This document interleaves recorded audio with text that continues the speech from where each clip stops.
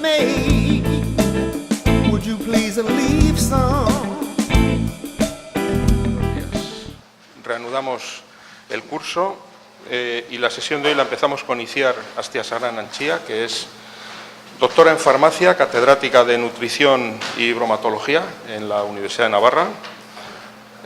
Itziar ha sido decana de la Facultad de Farmacia de la Universidad de Navarra entre 2004 y 2011 y desde 2011 hasta ahora, y está en el ejercicio del cargo, es vicerrectora de investigación. Esto en lo que se refiere a su actividad de gestión universitaria, pero bueno, Itziar tiene una carrera investigadora muy fructífera, vamos a decir, con numerosísimos proyectos, más de 20 proyectos de investigación, ha dirigido 21 tesis doctorales, algunas de ellas europeas, algunas con premio extraordinario, ha publicado más de 100 artículos de investigación, también muchísimas comunicaciones a congresos, capítulos de libro, ha editado libros, en fin, tiene un currículum de investigación verdaderamente importante en su campo. Además, bueno, como es lógico también, teniendo en cuenta estos antecedentes, es evaluadora de agencias de calidad como ANECA, Uniqual y la de Andalucía, AGAE, y ha tenido diferentes distinciones. Ha recibido, por ejemplo, la Medalla de Oro de Guipúzcoa y ha recibido también otros premios. Y, por último, bueno, voy a citar el hecho de que es académica de Yakiunde, la Academia de Ciencias, Artes y Letras del País Vasco. Y por mi parte te agradezco que bueno, pues hayas estado dispuesta a venir aquí a participar en este curso y tienes la palabra. Muchísimas gracias.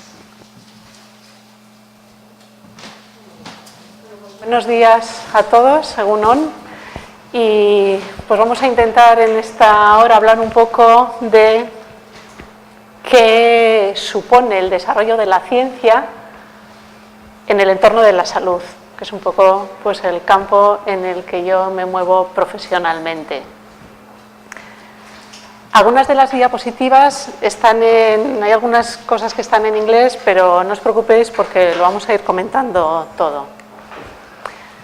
Bien, me parecía que para comenzar esta charla y en el marco de este curso es importante resaltar la importancia de la salud en el bienestar. Sí.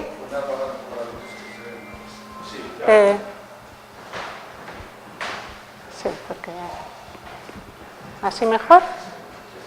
¿Sí? ¿Sí? Sí, yo estoy bien, ¿estamos todos bien? Porque voy a hablar de bienestar.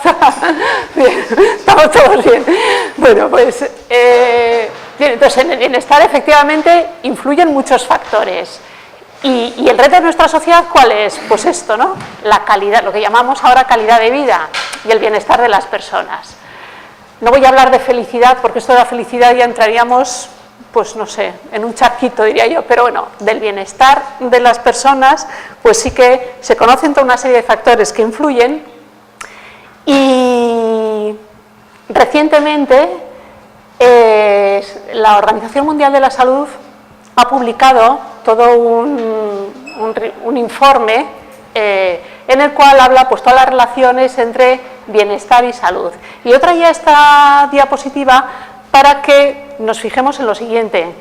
Todos pensamos, hombre, pues la salud, efectivamente, si tienes buena salud, pues se supone que estás bien, ¿no? Y por tanto, pues parece como de cajón la relación entre salud y bienestar. Pero esto se sigue investigando y se le sigue dando vueltas a estos conceptos. Y en este informe, basándose en estudios que se han ido realizando, se establece esa relación entre salud y bienestar, de tal forma que se afirma en el informe que la salud influye en el bienestar, lógicamente, tanto la salud física, pero y sobre todo, y esto es lo que remarca, la salud mental. La salud mental influye en el bienestar más que la salud física.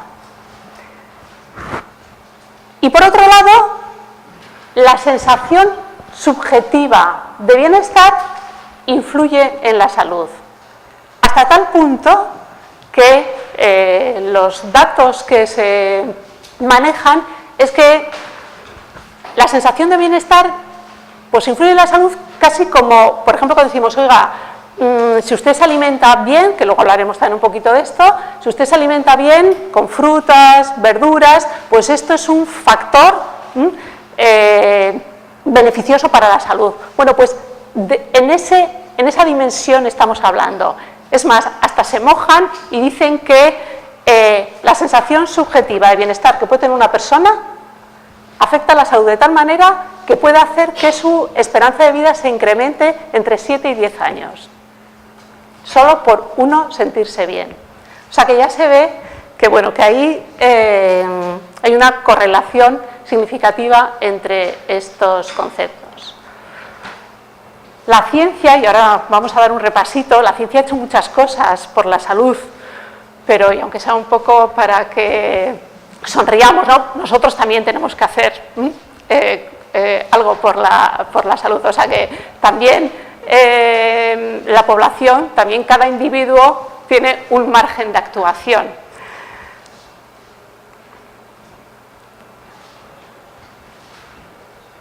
A pesar de todo, con nuestro margen de actuación y con todo lo que se ha desarrollado desde el punto de vista científico en pro de la salud, pues los últimos datos de la Organización Mundial de la Salud cifran el número de fallecidos por cuestiones de salud en 2011 en 55 millones de personas. 55 millones de personas fallecidas por cuestiones de salud. La mayoría de esos 55 millones, 37 millones por lo que se llaman enfermedades no transmisibles, las enfermedades crónicas, cardiovascular, cáncer, etcétera. Luego hablaremos un poquito más. Y luego 13,5 millones pues, por enfermedades transmisibles.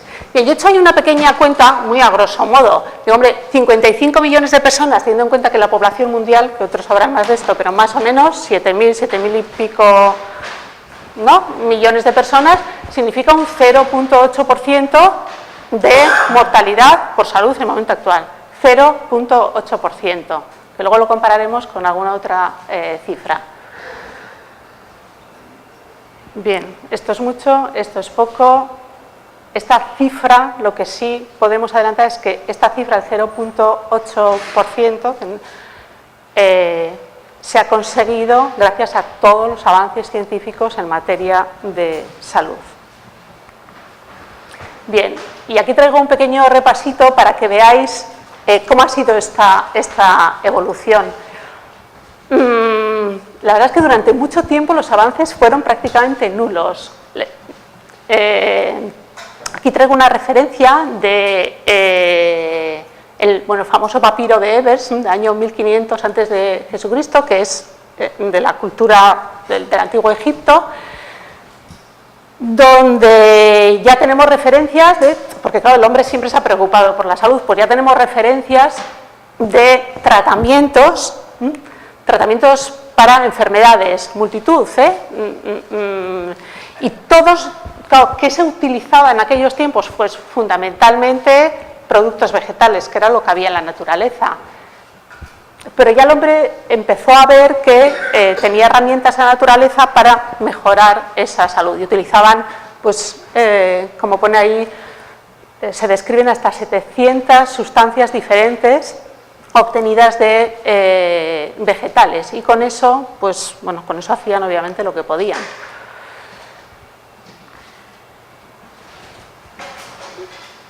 Un salto y nos situamos en Hipócrates. Pongo Hipócrates porque seguro que todos habéis oído hablar de Hipócrates, el famoso juramento hipocrático que hacen todavía hoy los médicos.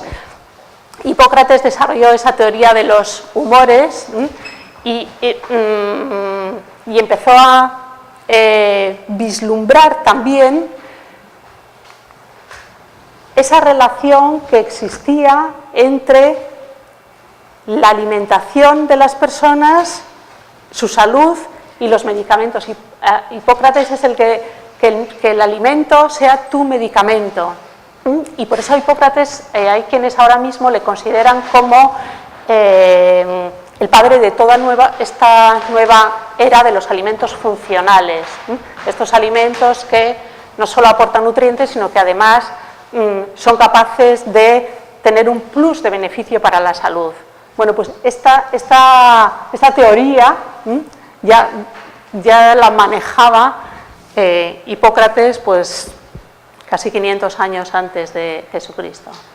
Y también, por citar un nombre que ha dado pie después a lo que ahora conocemos, si hay algún farmacéutico por aquí, a lo que conocemos la farmacia galénica, y todas las preparaciones, todas las formulaciones magistrales, que fue Galeno. Y aquí casi nos paramos con esas herramientas que manejaban estos científicos, pues con eso se fue subsistiendo durante pues prácticamente cientos de años. Luego ya vinieron, pero mucho más adelante, fijaros que ya estamos hablando, siglo XVI, Leonardo da Vinci, que él empezó a ver cómo era toda la anatomía del cuerpo humano, Miguel Servet, que descubrió la circulación pulmonar, Harvey, que descubrió la circulación sanguínea, y también todo un desarrollo tecnológico de instrumentos, y ahí pongo un ejemplo, el microscopio, que ayudaron mucho en estos avances científicos en relación con la salud. Mientras tanto, ¿qué pasaba? Pues que mucha gente se moría por problemas de salud. Y yo ahí pues traigo el apunte que todos conocemos o que nos puede sonar de el gran impacto de la peste negra en el siglo XIV, que fijaros la cifra, entre 20 y 25 millones de personas murieron como consecuencia de esta enfermedad, que suponía, las cifras que se barajan, un 30 o un 60% de la población en aquellos tiempos, solo por ese motivo. O sea, el 0,8% que estamos hablando ahora de mortalidad por problemas de salud, comparado con estos porcentajes, pues realmente ya se ve que hemos avanzado.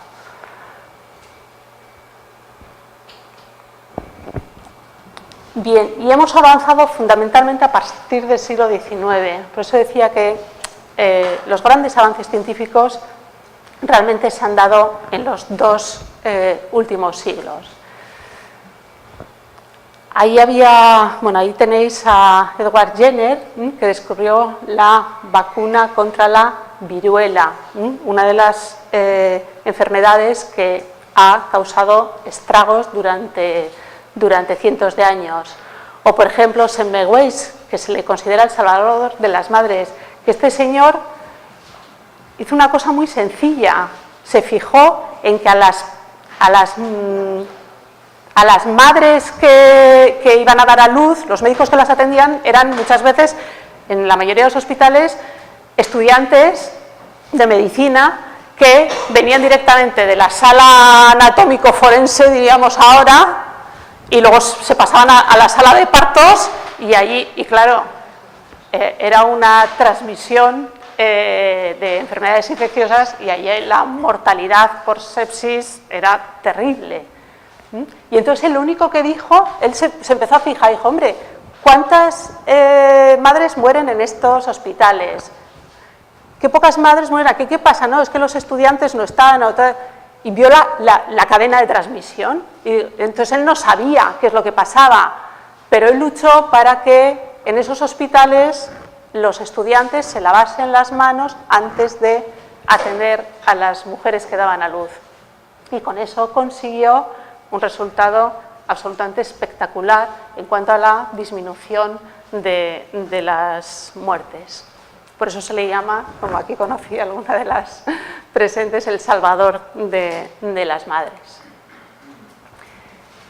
Bien, y también, pues en ese tiempo, en el siglo XIX, se puede decir que se podía empezar a hablar, lo que ahora llamamos la patología celular, la célula como origen de la vida. Es que es otro descubrimiento absolutamente trascendente para todos los temas del desarrollo científico de la salud. Y el gran Pasteur, que bueno, nos han dejado como herencia el conocimiento, pues eso, de cómo son los microorganismos los responsables y que nosotros, si nosotros somos capaces de destruir a esos microorganismos con la pasteurización, sabéis que precisamente el nombre de pasteurización, que es un método de conservación de alimentos por tratamiento térmico, que se basa en esto: tú coges un alimento, lo metes en un recipiente, lo cierras bien, lo calientas, y ¿qué estás haciendo? Destruir la vida que hay dentro, que eran los microorganismos. De esto se dio cuenta Pasteur. Y eso se aplica obviamente a todo el mundo de la medicina. Y con esto se inició toda esa ciencia tan importante y crucial para la salud, que es el tema de la higiene y de la salud pública, con todo el tema de las prevenciones de enfermedades. Y aquí tenemos los resultados importantes de esa lucha frente a los microorganismos responsables de las enfermedades infecciosas a través de las vacunas, que ahora nos parece una cosa como muy normal, ¿no? La vacunación de los niños, o al menos en nuestra sociedad y en nuestras culturas, pero realmente la mortalidad infantil, sobre todo, pues es que ha sufrido una disminución absolutamente significativa gracias precisamente a este desarrollo de las vacunas. Ahí está el caso, por ejemplo, de Bangladesh. Fijaros, es 1973. Los que sois más jóvenes a lo mejor os parece, pero es hace 3 días, ¿eh? O, por ejemplo, el sarampión. Fijaros, en el año 80 el sarampión causaba 2,6 millones de muertes al año. Ahora mismo, en el año 2011, creo que los casos de muertes por sarampión han sido 158.000. O sea, de eso estamos hablando. Y esto se consigue gracias precisamente a esa utilización a nivel pues, ya prácticamente mundial de este tipo de vacunas. Este es otro caso, el de la poliomielitis.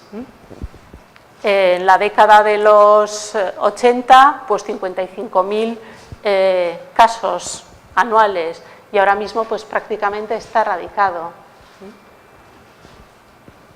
Claro, son avances absolutamente importantes porque para la vida de las personas. Como os decía, pues estos avances científicos en el mundo de las vacunas han hecho que la mortalidad infantil pues ahora mismo esté muy disminuida. Estos son datos también recientes del año 2011 de la mortalidad infantil por debajo de los 5 años. La probabilidad en las distintas zonas del mundo, la probabilidad que tienen los niños de morir sin llegar a los 5 años. Y ahora mismo, bueno, pues los casos por 1000 niños nacidos, pues veréis que en casi todas las zonas, bueno, por África son las más elevadas, entre 100 y 200, pero por ejemplo en toda Europa, pues por debajo de 10.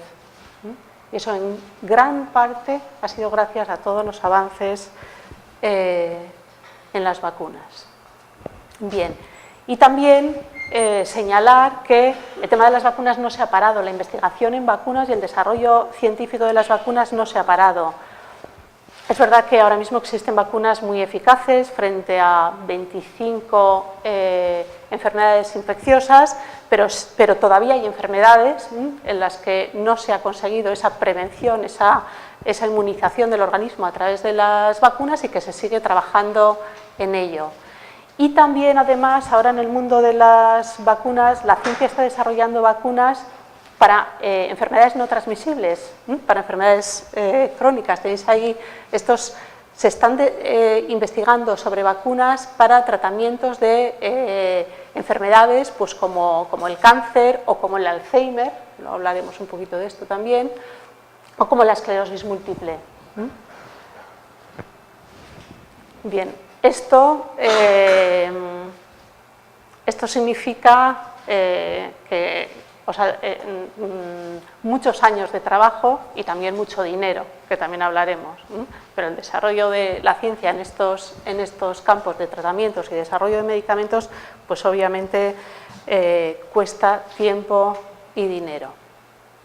Pero en fin, lo cierto es que, como digo, los avances en los últimos 150 años pues son espectaculares desde el punto de vista del aporte de la ciencia a la salud. Bien, y también en todo este mundo de los medicamentos, pues ha habido también hitos interesantes y que merece la pena remarcar y que han dado lugar a la gran industria farmacéutica también. ¿Quién no conoce el ácido acetil salicílico? Que ahora además lo conocemos más con todo este tema de los genéricos y tal, ¿no? Pero y que lo conocíamos hasta hace poco, quizá no nos sonaba tanto el acetil salicílico y le llamábamos la aspirina, ¿no?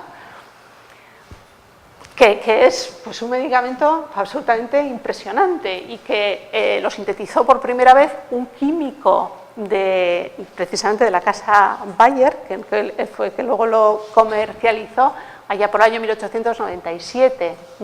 Lo sintetizó de forma pura porque el principio activo y sus efectos ya se conocían, que estaban en los efectos beneficiosos de uno de estos productos vegetales que se utilizaban desde la antigüedad, que es la corteza de sauce.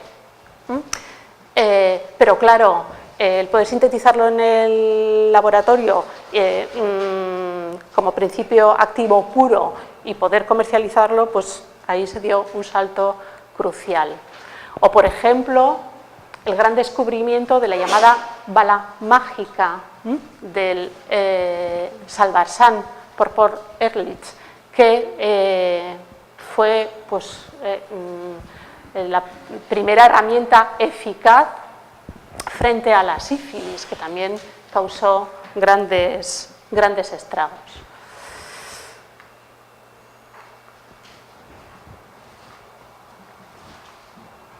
Y también vino la era de los antibióticos. Los antibióticos fueron el gran descubrimiento también de la ciencia como aporte a la salud humana. Fue Fleming en 1928 quien encontró ese milagro, ¿no?, de la penicilina, que se dio cuenta de que había unos hongos que producían algo que era capaz de matar a las bacterias. Y esto, como digo, pues fue también lo mismo que las vacunas, los antibióticos han sido un avance científico espectacular para reducir esos porcentajes de muertes de un 30 a un 50% a los porcentajes de muertes que ahora estamos hablando.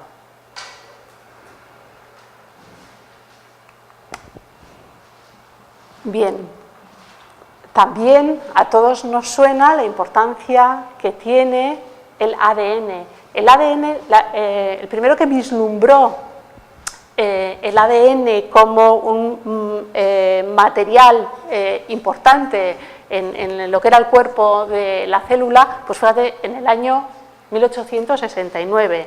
Luego, eso ya se tradujo en un conocimiento mucho más extenso del ADN con todos los genes, que derivó en ese premio Nobel, que también a todos nos sonará, en el año 62, de Watson, Crick y Wilkins, y que ha dado posteriormente lugar al gran conocimiento de todo el genoma humano, con ese proyecto, Genoma Humano, que también todos hemos oído probablemente hablar mucho de ellos, que fue un proyecto de una gran envergadura, costó 13 años y costó 3.000 millones de dólares, y que ha permitido conocer esos 20 y tantos mil genes que forman el genoma humano, conocimiento absolutamente trascendente y que va a dar lugar, y está dando ya lugar, a grandes avances porque permite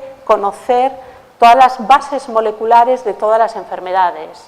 Porque nuestro problema ahora, y lo hemos visto antes en las cifras que dábamos, nuestro problema ahora, bueno, siguen siendo las enfermedades transmisibles, pero esa guerra la hemos ganado mucho, la hemos ganado con los antibióticos, o sea, y hemos avanzado mucho. Nuestro problema ahora están todas las enfermedades crónicas no transmisibles, y ahí todo el estudio del genoma humano pues, puede ayudar mucho, porque el conocimiento de esos códigos genéticos van a permitir a los científicos conocer la etiología, el origen y, por tanto, avanzar en los tratamientos. Bien, no se sabe si a todo el mundo le encanta o no saber pero bueno, ahí estamos, ¿no? Y lo cierto es que ahora mismo sí que tenemos ese conocimiento.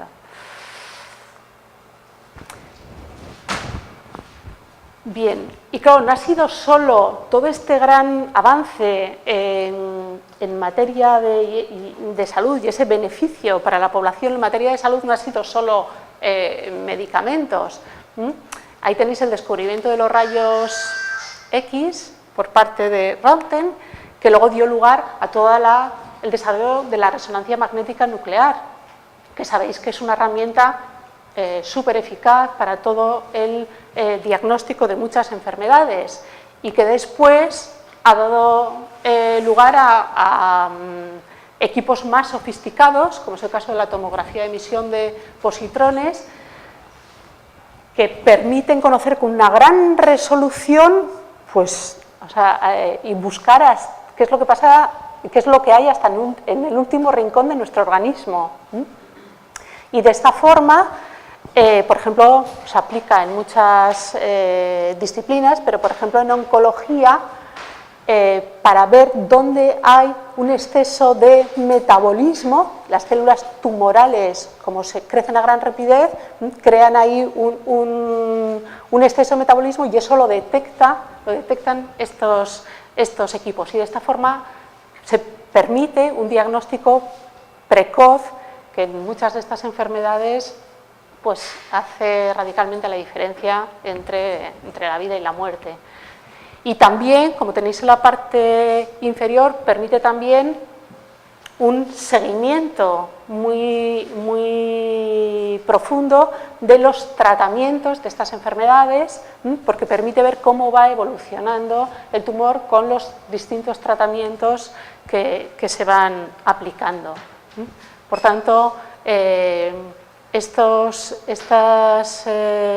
equipos que se empezaron a aplicar pues, en la década de los 90, ya a finales del siglo pasado, y que ahora ya pues, son muy conocidos y se utilizan con gran frecuencia, pero ha sido un avance de los últimos años.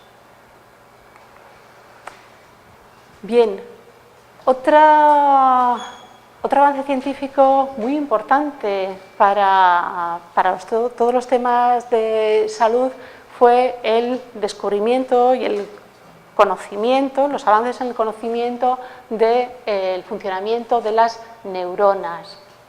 Ahí está Ramón y Cajal, que recibió precisamente el premio Nobel en 1906, precisamente por esa aportación científica al conocimiento de las células nerviosas, que es un mundo bueno, pues absolutamente complicado, y que ahora precisamente están siendo muy protagonistas, porque están siendo responsables de las enfermedades que están incrementando su impacto en la salud de la población en los últimos años, que son todas las enfermedades neurodegenerativas. Ahí tenéis un informe en el cual, bueno, por un lado, la Organización Mundial de la Salud, fijaros que ya estiman 700 millones los casos de enfermedades mentales y todo lo que se relaciona con enfermedades neurodegenerativas. Casi el 13% de todas las enfermedades en el mundo son de esta índole. Y empieza a ser un problema muy importante. Y dentro de todas estas, fundamentalmente, el Alzheimer y las demencias, que empieza a adquirir un protagonismo pues preocupante en toda la sociedad. Ahí tenéis el dato de 36 millones de personas que sufren demencias, fundamentalmente Alzheimer. Y seguro que todos conocéis algún caso alrededor de vuestras vidas en el que hay algún caso de este tipo. Con lo cual, desde el punto de vista científico y de la investigación y los apoyos a investigación, se empieza a poner mucho esfuerzo en todo este tema. Aquí a la izquierda tenéis, bueno, era nada solo para que vieseis que efectivamente si uno va a las revistas científicas más importantes, hay muchos trabajos científicos que están desarrollando muchos investigadores sobre este tema de las demencias y todas estas enfermedades neurodegenerativas. Y existen, en la parte de arriba a la derecha, bueno, pues tenéis algunas frases del director de investigaciones de Alzheimer en Inglaterra, que dice que desesperadamente, utiliza esta palabra, nosotros necesitamos desesperadamente nuevos tratamientos y que se avance científicamente en los tratamientos de estas enfermedades de las demencias. En Estados Unidos, la industria farmacéutica, consciente de estos problemas, está poniendo mucho esfuerzo en desarrollar medicamentos también para todo este tipo de enfermedades. Ahí tenéis ese dato que está bastante reciente, 444 nuevos medicamentos se están desarrollando para tratamiento de enfermedades neurodegenerativas, y de estos medicamentos, 82 son frente al Alzheimer. Desarrollar un medicamento, iba a decir, esto es una historia, o sea, desarrollar un medicamento que sea eficaz y que acabe en el mercado cuesta un montón de años y cuesta el orden de $1.000 millones o más. Con lo cual el esfuerzo que se está haciendo pues realmente es muy importante. Tanto es así que traigo esta noticia porque la vi hace poco, que se están planteando, bueno, ya lo han anunciado, hacer en Europa, los del G8, una cumbre sobre la demencia, porque empieza a ser un problema muy preocupante para todos los países de la Unión Europea. Y tienen previsto hacer una cumbre sobre esto, que esto nos da idea de que cómo a nivel de la administración, porque claro, hemos hablado de salud, bienestar, pero tiene un componente económico importante. Cuanto mejor salud tenga la población, menos dinero nos tendremos que gastar, ¿no? Con lo cual, pero bueno. Bien, y también traía a los americanos, que sabéis que además les gusta hacer muchos estudios predictivos y tal, y que también este tema les está preocupando mucho. Este es un estudio que es del año 2010, entonces ellos dicen, vamos a ver, nosotros ahora en el 2010 tenemos 5,1 millones de americanos con Alzheimer, que es una cantidad significativa, está afectando a muchos. Si esto sigue así, si la ciencia no evoluciona para arreglar este problema, en el año 2050 tendremos 13,5 millones de personas con Alzheimer. Dice, si realmente se hace un esfuerzo y es previsible porque se ha hecho en otras enfermedades y se han conseguido, la ciencia ha conseguido desarrollar pues, tratamientos, medicamentos o herramientas que consigan disminuir el impacto de la enfermedad, como ha sucedido otras veces, de tal forma que se consiga retrasar en 5 años la instauración de esta enfermedad, pues vamos a conseguir una disminución bastante significativa, de tal forma que en el año 2050, en lugar de los 13,5 millones de americanos con Alzheimer, serán solo 7,7. Y además dicen que esto es, bueno, lo previsto si realmente la ciencia funciona.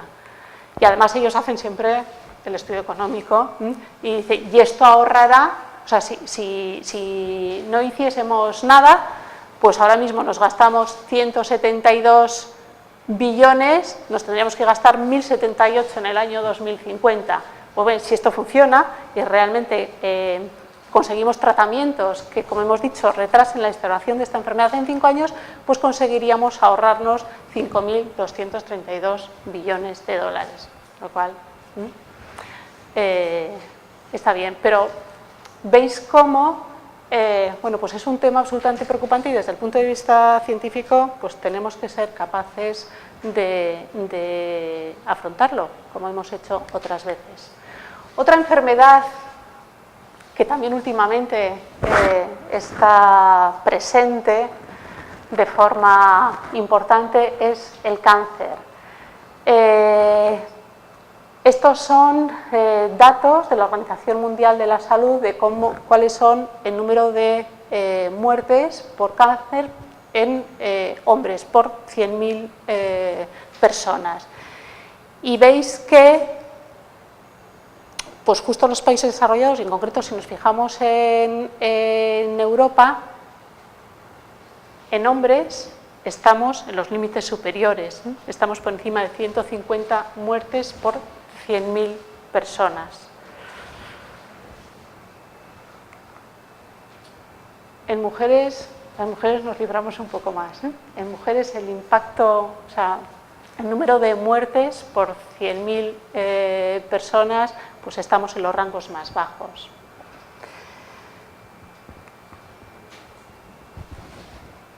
Si alguien me pregunta por qué, no lo sé, pero bueno, estos son los datos que tenemos ahora mismo. Bien, y sobre el cáncer, ¿qué se está haciendo? Se está haciendo mucho y se está avanzando muchísimo en los tratamientos, se está avanzando en los medicamentos, se está avanzando en todo. Fijaros, el 40% de los nuevos fármacos que se aprueban cada año son fármacos destinados a oncología, a tratamiento de cáncer. Eso da idea del protagonismo que está teniendo también todos los avances científicos del cáncer en el desarrollo de medicamentos. Fueron 10 en el año 2011, 14 en el año 2012 y en lo que llevamos de año ya han sido 5, que son medicamentos que la FDA, que es el organismo americano que da el visto bueno para la comercialización de los medicamentos, los que ha ido aprobando. Se está avanzando mucho en todos los estudios de cuáles son esos factores epigenéticos, es decir, además de los genes, luego hay factores que pueden hacer, factores ambientales o de hábitos de vida, etcétera, que pueden hacer que esos genes se expresen o no. Todo eso se está estudiando mucho en los distintos tipos de cáncer, porque claro, el problema del cáncer es que además tienes muchas variedades porque afecta a muchas partes del organismo. Fijaros el dato de la leucemia. Hace 25 años, solo 1 de cada 5 niños que tenían leucemia se recuperaba y ahora ya son 4 de cada 5 niños, lo cual es un dato pues, interesante, ¿no? Y además muy optimista, porque todos estos tratamientos, ¿no? La quimioterapia, la radioterapia, etcétera, bueno, pues se van afinando mucho y se van consiguiendo cada vez más avances. Bien, además de todo este mundo de los medicamentos y de los tratamientos y de todas estas herramientas tecnológicas para los diagnósticos, etcétera, etcétera, también se ha avanzado mucho en la ciencia de la alimentación. Y esto nos ha ayudado mucho, ¿eh? Volvemos a Hipócrates.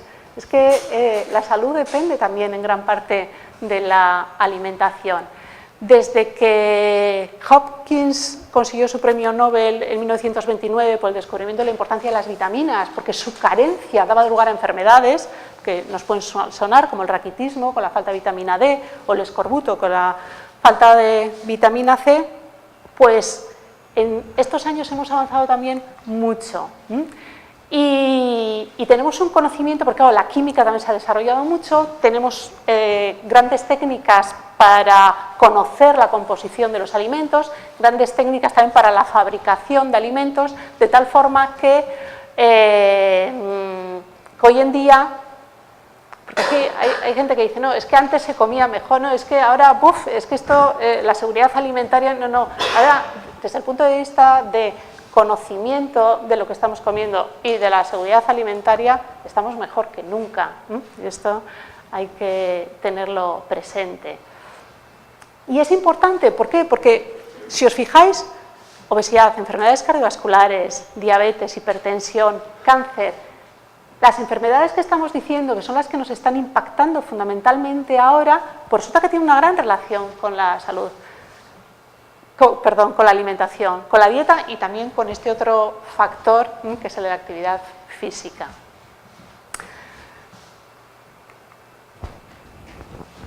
Y hoy en día ya sabemos que la alimentación no es una cuestión, hace no muchos años, o sea, es que hace 40 años estamos hablando, no, esto es una cuestión, tantas calorías, tanto nutriente, ya está. No, ahora es mucho más. No es solo que usted ingiera los nutrientes que necesita en la cantidad mínima que necesita, no, es que además usted puede tener una alimentación que le favorezca su salud, que le minimice el riesgo de enfermedades y que por tanto mejore su calidad de vida. Con esto, nosotros ahora tenemos toda una serie de guías alimentarias y de mensajes acerca de cómo tiene que ser una alimentación adecuada. Y además tenemos todo el desarrollo que mencionábamos antes de los alimentos funcionales, que son alimentos en los cuales lo que hacemos es, o lo que pretendemos hacer es ingerir con ellos sustancias que vayan más allá de su valor nutritivo y que nos reduzcan el riesgo de enfermedades o que nos aporten efectos beneficiosos. Bien, no me voy a parar mucho, les había traído, pues había alguien también del mundo de la ciencia y de que... O sea, estudios que se han hecho, porque cuando se dice, no, es que el aceite de oliva es bueno, oiga, sí, el aceite de oliva es bueno, pero ¿por qué nos atrevemos a decir esto? Porque hay mucho estudio detrás que refuerza estas afirmaciones. Entonces, o sea, bueno, esto es un ejemplo, ¿no?, de una publicación, pero está bastante demostrado que la ingesta, el tomar aceite de oliva en lugar de otros aceites, pues está positivamente correlacionado con una disminución del riesgo de mortalidad por enfermedades cardiovasculares. También hay mucha evidencia científica, y esto significa mucha ciencia desarrollada, que nos permiten afirmar que un exceso de grasa en la dieta está directamente correlacionado con un mayor riesgo de cáncer. Por eso, tanto mensaje en nuestras guías alimentarias, en los mensajes de salud pública, de intentar reducir la ingesta de grasa. Este es un ejemplo de una declaración saludable de Estados Unidos, pero también aquí nosotros ahora, con la legislación europea, ya tenemos también nuestras declaraciones saludables que nos van indicando en los alimentos pues este tipo de mensajes, para que sepamos, bueno, cómo tener una alimentación adecuada y más datos de todo esto, ¿no? Nadie nos iba a decir, o quién nos iba a decir, ¿no?, que, oiga, no, mejor grasa que hidratos de carbono, siempre que esa grasa sea el aceite de oliva. La parte de la izquierda tiene un estudio que además, si se fijan, es muy facilito de ver. Ingesta de aceite de oliva o de carbohidratos complejos y fibra, comparando el efecto que tienen ambas sobre el colesterol total, el HDL colesterol y los triglicéridos. En verde es el aceite de oliva y en rojo son los carbohidratos complejos. Pues fíjense que a la hora de la reducción del nivel de colesterol, el aceite de oliva lo reduce más, y a la hora de elevar el HDL, que es el colesterol bueno, pues el aceite de oliva lo eleva más que los carbohidratos complejos y que la fibra. Y a la hora de bajar el nivel de triglicéridos, pues resulta que el aceite de oliva lo baja más. Y también a la derecha tienen un ejemplo de un estudio sobre los ácidos grasos trans. Que los ácidos grasos trans, que a todo el mundo le suena, que están los productos de bollería, y ahora les voy a decir entre paréntesis una cosa, y es que ya no están tanto en los productos de bollería. O O sea, las analíticas que se están haciendo ahora mismo de los productos de bayería buscando ácidos grasos trans, yo por mi experiencia y los trabajos que estamos sacando y hemos empezado a publicar, no hay, o sea, los industriales se han dado cuenta que no pueden utilizar este tipo de ácidos grasos porque ya las evidencias son tan evidentes, son de tal calibre que han empezado a utilizar otro tipo de grasas. Esto no quiere decir que salgamos de aquí y nos comamos 10 bollos, pero quiere decir que la ciencia va avanzando y entonces ahora que digan, no se puede comer productos de bayería porque tiene ácidos grasos trans, mira, pues no. La tabla de composición dice que tiene ácidos grasos trans, pero es que la tabla de composición son datos de hace 10 años. Ahora mismo, tú coges un producto de bollería, nosotros hemos analizado un montón, y no tienen trazas, o sea, tienen trazas.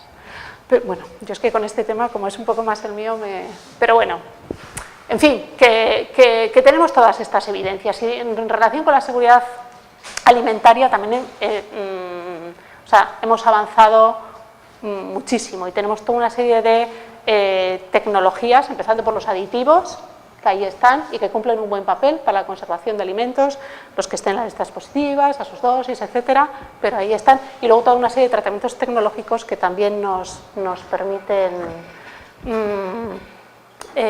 incrementar esa seguridad alimentaria, de tal forma que en materia de alimentación, por un lado, tenemos unos buenos instrumentos para todo el tema de seguridad alimentaria, para asegurar esa seguridad, y luego tenemos también un montón de avances científicos que nos permiten ir viendo cuáles son las mejores pautas alimentarias para la población. Bien, y ya por último también citar, ¿no?, que no solo, o sea, que también la tecnología y la información y la comunicación, que no son las ciencias de los medicamentos, de la alimentación, también está contribuyendo de forma importante a la salud, y que se están ahora mismo implantando pues muchas tecnologías, desde los programas estos en que uno mismo puede conocer pues algunos indicadores de cómo está su estado de salud, hasta bueno, pues tecnologías que se están desarrollando para poder adquirir la información necesaria acerca de las enfermedades y todo esto. Bien, este es todo un campo que también está ahí, que también veremos grandes avances en los próximos años, de tal forma que pues antes la gente cuando estaba enferma pues se tenía que morir, porque es que no había nada más. Oiga, es que no había nada, no había antibiótico, no había vacuna. Oiga, pues no corran, o sea, con la tuberculosis, que ahora tenemos muchas herramientas. Todavía tenemos enfermedades que no hemos sido capaces de curar, y bueno, pues ahí están muchas que algunas de ellas además son de alto impacto, y que alguna de ellas además está creciendo. Todavía tenemos mucho por hacer en el mundo de la ciencia. Quizá alguno hasta haya leído, porque ha salido la noticia en los medios que acaba de salir el último informe de la Organización Mundial de la Salud, ahora en el 2013, sobre las 10 causas de muerte en el mundo, las 10 principales causas de muerte. A la izquierda tienen ustedes en el mundo, las 10 principales causas de muerte en el mundo, y aquí está pues enfermedades cardíacas, enfermedades pulmonares, y luego ya diarrea, sida, diabetes, un poquito ya menos, tal. Y aquí en nuestro mundo, en nuestra sociedad, en nuestra cultura de mundo de país desarrollado. ¿Y quiénes están? Pues, bueno, un poco estas mismas, las enfermedades cardiovasculares siguen siendo muy importantes, pero ahí están el cáncer, ahí está el cáncer también, y ahí está la diabetes. Entonces, o sea, tenemos, lo que decía antes, tenemos todavía un impacto, y siempre lo tendremos probablemente, de determinadas enfermedades que a lo mejor no son las que teníamos antes, pero que ahí están y con las que tenemos que luchar. A pesar de ello, pues fíjense, en los países desarrollados 7 de cada 10 personas, ¿no?, mueren por encima de los 70 años. O sea que no lo estamos haciendo mal. Este es un informe de Estados Unidos acerca de la salud en Estados Unidos. Solo vamos a fijarnos un poco en las flechas. Es desde el año 96 hasta el 2011 cómo han ido evolucionando las cosas. Pues la salud, más o menos, las enfermedades infecciosas, caída libre.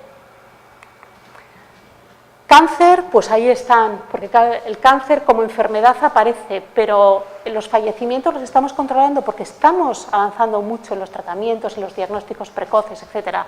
Enfermedades cardiovasculares, bueno, pues seguimos teniendo mucho, pero ahí estamos. Y luego,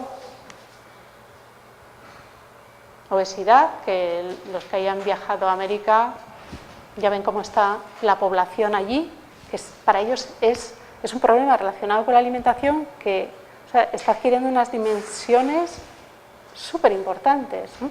Y no lo pueden controlar, y venga anuncio, y venga alimentos no sé qué, y no lo pueden controlar. Y la diabetes, que está también asociada, y que como hemos visto ya empieza, o sea, es una causa de mortalidad importante. Bien, estos son unos datos que he encontrado de Euskadi, son del año 2010, quizá haya alguna cosa más reciente, y es prevalencia de enfermedades, o sea, qué tipo de enfermedades aparecen con mayor profusión. Pues hipertensión arterial, diabetes, asma, enfermedades cardiovasculares, demencia neurodegenerativa, aquí estamos con el Alzheimer, obesidad, aquí estamos. O sea que aquí también nos queda, tenemos mucho que hacer. Y los problemas crónicos obviamente avanzan a medida que avanza la edad de las personas. Con todo esto, tenemos enfermedades que todavía no podemos curar, tenemos un impacto de determinadas enfermedades preocupantes que incluso algunas van creciendo, pero aún así pues estamos mejor que lo que estábamos hace unos cientos de años, ¿no? Y la esperanza de vida en el mundo, el verde oscuro que tenemos aquí, pues entre 80 y 86 años. Lo vemos ahora un poquito más, esto es comparando España con Europa. En la parte de la mitad superior, esperanza de vida. Perdón. Fíjense, de 2004 a 2011, nos tenemos que fijar en dos cosas. Bueno, mujeres y hombres, pero vamos a fijarnos en dos cosas. Bueno, en tres. En tres, la tercera es que las mujeres viven más que los hombres, que ya nos sonaba también. Luego la siguiente, que del año 2004 a 2011, si miran las cuatro filas, incrementamos en un par de años. Del 2004 a 2011 hemos incrementado en Europa y en España 2 años nuestra esperanza de vida. Y la tercera cosa que nos tenemos que fijar es que España tiene un par de años más de esperanza de vida que el resto de Europa. ¿Será por la alimentación? Y luego en la parte inferior tienen la expectativa de años de vida saludables que tenemos. O sea, pues 62.2, es decir, que un señor que nazca en Europa tiene una expectativa de tener 62,2 años de vivir saludablemente. Y luego ya empezará el envejecimiento, ¿no? Pero bien, y es un poco los mismos parámetros, mejor en mujeres que en hombres y mejor en España que en Europa, en este caso casi por 3 años. Bien, voy a correr un poco porque me quedan solo 5 minutos.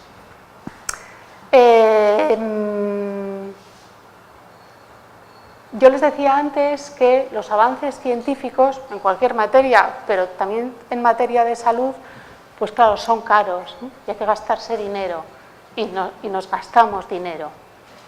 En este gráfico podemos ver que España, junto con otros países de Europa y también con América, pues está entre los países que gastan entre un 15 y un 20% de todo el gasto general del país, entre un 15 y un 20% se gasta en salud. Y aquí les traigo lo que se gasta el NIH, que es el Instituto Nacional de la Salud, los que trabajan e investigan sobre salud, o los centros que trabajan e investigan sobre salud en Estados Unidos, se gastan 31 billones anuales en investigar, la investigación médica en pro de la salud. 31 billones anuales. ¿En qué se los gastan? Bueno, pues ahí tenemos en 300.000 investigadores de todas las universidades de Norteamérica, proyectos, becas, en fin.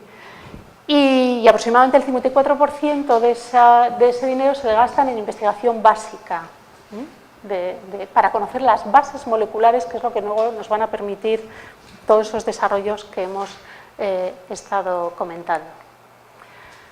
Bien, de tal forma que, para concluir, pues, hombre, pues efectivamente, o sea, nos queda mucho por hacer, pero hemos hecho mucho. Y como vayas al médico y se pone a buscar algo, algo te encuentras seguro, ¿no? Porque realmente, pues todos los avances han dado como resultado, pues, que tenemos que desde el punto de vista científico, pues tenemos muchas herramientas para diagnosticar, para hacer seguimiento y para tratar. Y nada más, pues muchas gracias. Creo que justo estamos a tiempo. Gracias.